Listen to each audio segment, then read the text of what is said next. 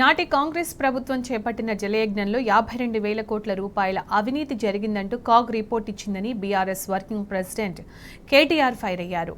ఢిల్లీలో మహారాష్ట్రలో ఇక్కడ కాంగ్రెస్ ప్రభుత్వమే అధికారంలో ఉన్న మహారాష్ట్రలో ఒక్క ఒప్పందం చేసుకోలేదని విమర్శించారు. 10 ఏళ్లలో ప్రాజెక్టులకు ఒక్క అనుమతి కూడా సాధించని దుర్మార్గపు పార్టీ కాంగ్రెస్ అంటూ దుయ్యబట్టారు. పోరాడి సాధించుకున్న తెలంగాణలో కేసీఆర్ కాళేశ్వరం ప్రాజెక్టు ద్వారా బీడు భూములను సస్యశ్యామలం చేశారని కేటీఆర్ చెప్పారు. లక్షల పైచిలుకు ఎకరాలకు నీరిచ్చే కామధేనువు Kaleshwaram. Kaleshwaram is not a simple project. 88 మీటర్ల ఎత్తు నుంచి సముద్ర మట్టం మీద 88 మీటర్ల ఎత్తు నుంచి 618 మీటర్ల ఎత్తుకి మరి గోదావరి గంగను పైకి తీసుకొని పోయే ఏటికి ఎదురెత్తుతూ పైకి తీసుకొని పోయే ఒక బృహత్తరమైన కార్యక్రమం కాళేశ్వరం. ఇంకొక మాటలో చెప్పాలంటే తెలంగాణ టోపోగ్రఫీ తెలిసిన వారికి తెలుసు, తెలియని వారికి తెలియదు. తెలంగాణ దాదాపుగా ఒక గుడిసెలాగా ఇట్లుంటుంది.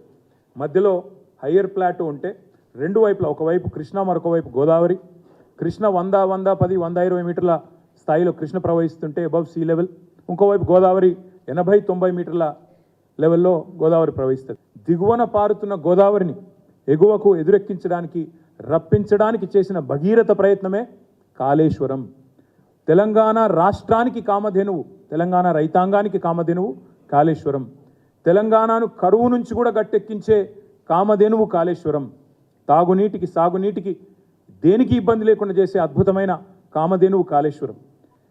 మీరు ఎత్తు మీద ఉన్నారు, మీకు నీళ్లు రావు అని చెప్పి దశాబ్దాల పాటు జరిగిన దగా ఏదైతే ఉందో, మోసం ఏదైతే ఉందో, దానికి చరమగీతం పాడుతూ దానికి ముగింపు పలికి గోదావరిలో మన వాటాను మనం తీసుకునే స్థాయికి కాళేశ్వరం ప్రాజెక్టుతో మన హక్కును మనం కాపాడుకున్న మన విషయాన్ని కూడా మన రాష్ట్ర రైతాంగానికి కూడా నేను విజ్ఞప్తి చేస్తూ ఉన్నా.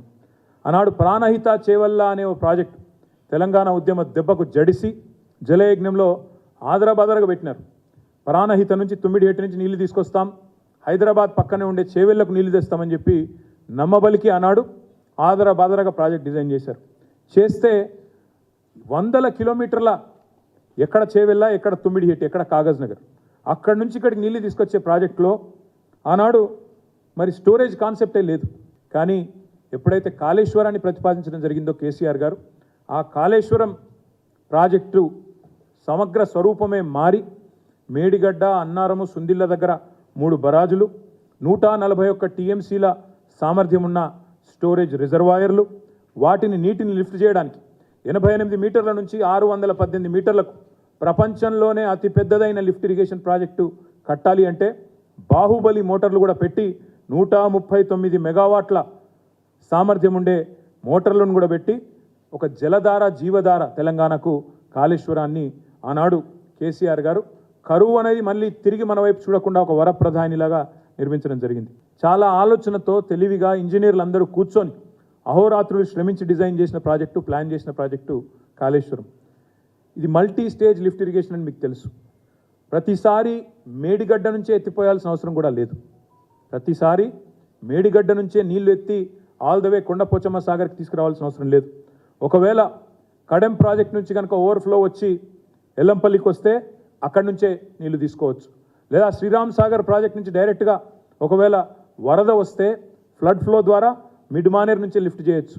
ఈ రెండూ జరగని పక్షంలో ఎప్పటికీ పెరీనియల్ సోర్స్గా కిందికి నీళ్లు పోతూ ఉన్నాయి 88 మీటర్ల స్థాయి కాబట్టి అక్కడి నుంచి అవసరమైతే మరి మేడిగడ్డ నుంచి కూడా ఎత్తిపోసుకునే ఒక సౌలతు, ఒక సౌలభ్యం ఆనాడు ఈ ప్రాజెక్టులో ఇమిడి ఉన్నాయి.